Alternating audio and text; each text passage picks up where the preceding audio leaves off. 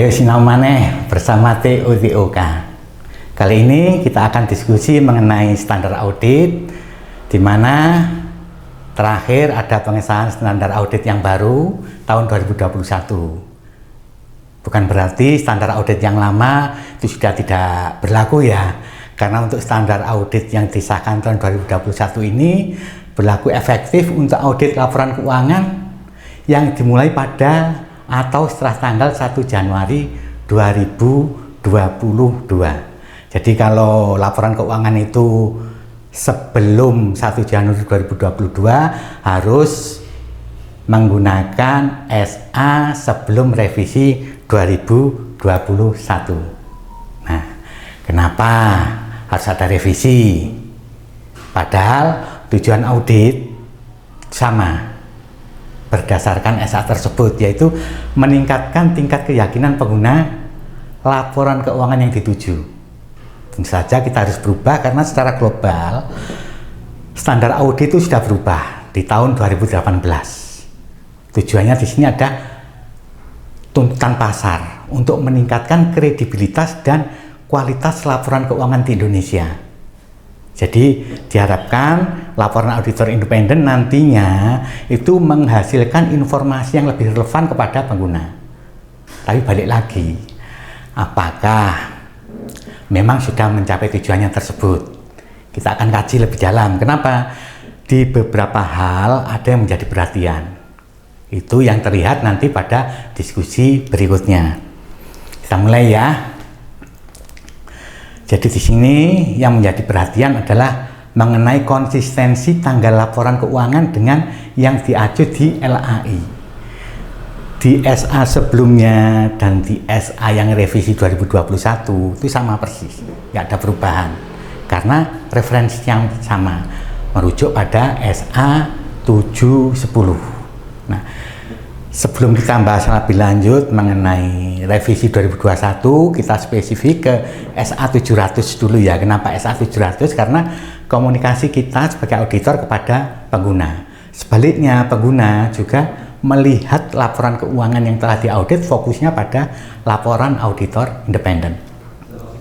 Kita lihat pada SA yang 700, yang sebelum revisi. Itu ada 10 item, dimulai dengan judul, pihak yang dituju, tanggung jawab manajemen atas laporan keuangan, tanggung jawab auditor. Jadi format pelaporan sebelum revisi itu diawali dari latar belakang, yaitu paragraf pendahuluan tanpa judul sebenarnya, terus kemudian tanggung jawab manajemen atas laporan keuangan dan tanggung jawab auditor. Kemudian diikuti ada basis opini, itu hanya jika opininya modifikasian. Terus kemudian opini auditor, penekanan suatu hal dan hal lain, termasuk laporan atas ketentuan peraturan perundangan yang berlaku, itu pun jika relevan.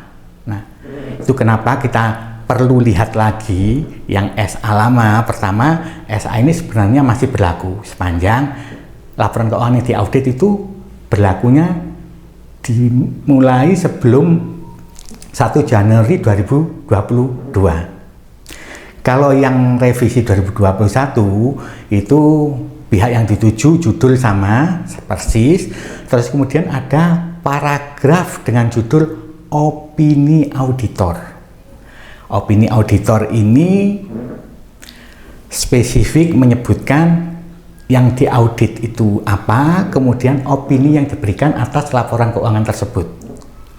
Nah, kemudian basis opini, apakah opini yang diberikan itu tanpa modifikasian maupun dengan modifikasian, tetap ada judul paragraf basis opini dengan penjelasan tanggung jawab independen dan ketentuan etika. Kalau yang sebelumnya SA 700 itu basis opini hanya jika opini modifikasian. Terus kemudian kalau misalnya ada ketidakpastian material atas kelangsungan usaha, itu jika relevan, diberi paragraf tersendiri. Kalau yang SA lama, seandainya ada ketidakpastian material, sedangkan opininya masih tanpa modifikasian, masuk dalam paragraf penekanan suatu hal. Nah, kalau di sini yang SA revisi diberi paragraf tersendiri dengan subjudul tersendiri. Ini untuk merespons kondisi dinamika bisnis akhir-akhir ini yang namanya kelangsungan usaha itu sangat dinamis ya, tingkat kompetisi yang tinggi, tingkat perubahan teknologi yang tinggi, termasuk lingkungan bisnis, sehingga resiko untuk keberlangsungan usaha setiap bisnis itu sangat rentan. Kemudian hal audit utama. Ini yang sangat baru dibanding dengan yang SA sebelumnya, dan ini yang menjadi perhatian utama. Fokus kita, kenapa kita melakukan revisi atas standar audit. Di hal audit utama itu merupakan komunikasi hal-hal yang paling signifikan. Jadi kalau prosesnya audit itu kan kita mesti komunikasi dengan pihak yang bertanggung jawab atas tata kelola. Hal-hal yang signifikan, dari hal-hal yang signifikan di bisnis tersebut, di entitas tersebut, kita pilih lagi yang lebih relevan, yang menjadi perhatian lebih, menuntut perhatian lebih dari pihak auditor. Dari yang memerlukan perhatian lebih dari pihak auditor, pilih lagi yang paling signifikan, itu yang dimasukkan dalam hal audit utama. Hal audit utama ini bisa satu hal, bisa beberapa hal, tergantung pertimbangan auditor. Dengan sendirinya memperhatikan risiko bisnis entitas yang sedang diaudit. Kemudian item lainnya, paragraf berikutnya adalah penekanan suatu hal, itu pun jika relevan, dan hal lain. Kemudian yang baru lagi di SA revisi ini adalah informasi lain, itu pun jika relevan. Informasi lain ini secara eksplisit dicantumkan sebagai laporan tahunan. Kenapa berbeda dengan tahun sebelumnya? Sebenarnya di SA 720 tahun sebelum revisi itu sudah ada, hanya tidak dicantumkan di LAI. Kalau yang revisi ini, kalau itu memang ada informasi lain, harus dicantumkan dalam opini. Itu harus dibedakan apakah perusahaan itu emiten atau non-emiten. Karena kalau perusahaan itu non-emiten, itu informasi lain itu harus diperoleh sebelum tanggal rilis laporan auditor independen.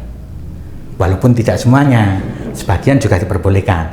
Tapi kalau non-emiten, walaupun itu sampai dengan tanggal rilis report kita belum terima informasi lain, itu bisa kita rilis audit report. Tapi tetap informasi lain, paragraf tersendiri itu kita harus cantumkan dengan redaksi yang standar. Apakah itu nanti akan menjadi perhatian atau tidak. Kemudian tanggung jawab manajemen dan pihak yang bertanggung jawab atas tata kelola terhadap laporan keuangan. Beda dengan yang sebelumnya. Kalau paragraf sebelumnya, SA sebelumnya kan tanggung jawab manajemen atas laporan keuangan. Kalau ini kan lebih spesifik, juga mencantumkan pihak yang bertanggung jawab atas tata kelola. Karena yang namanya tata kelola, penanggung jawabnya itu tidak semata-mata hanya manajemen, bisa siapapun, bagian manapun di entitas tersebut. Kemudian tanggung jawab auditor terhadap audit atas laporan keuangan, dan tanggung jawab laporan lain. Itu kalau yang SA sebelumnya, tanggung jawab laporan lain itu merupakan laporan atas ketentuan peraturan perundang-undangan jika relevan. Hal yang baru, khusus lagi, tapi hanya untuk perusahaan emiten, adalah dicantumkannya rekan perikatan. Ini dimungkinkan hanya jika yang tanda tangan LAI tidak sama dengan rekan yang bertanggung jawab atas perikatan tersebut, mulai perencanaan sampai pengambilan kesimpulan. Itu ada rekan perikatan tersendiri. Tapi bukan berarti yang tanda tangan LA itu tidak bertanggung jawab. Tetap harus bertanggung jawab sesuai dengan standar profesi, kode etik, dan SPM yang berlaku. Itu gambaran umum kenapa berubah khususnya untuk SA 700. Dan yang hal utama lagi adalah mengenai hal audit utama, dibahas spesifik di SA 701. Nah, yang tadi saya sampaikan, konsistensi tanggal laporan keuangan dengan yang diacu di LAI mulai tahun sebelum revisi ini sampai dengan revisi ini ada yang menjadi perhatian. Dan itu mungkin terlewat pada saat berlakunya SA 700 yang sebelumnya. Itu kan berlaku untuk laporan keuangan perusahaan emiten yang diawali di 1 Januari 2013. Kalau yang non-emiten per 1 Januari 2014. Sampai dengan saat ini ada beberapa laporan yang tidak sesuai dengan standar yang dimaksud. Untuk detailnya, bagaimana konsisten tanggal itu menjadi perhatian, kita akan diskusikan di sesi berikutnya. Terima kasih.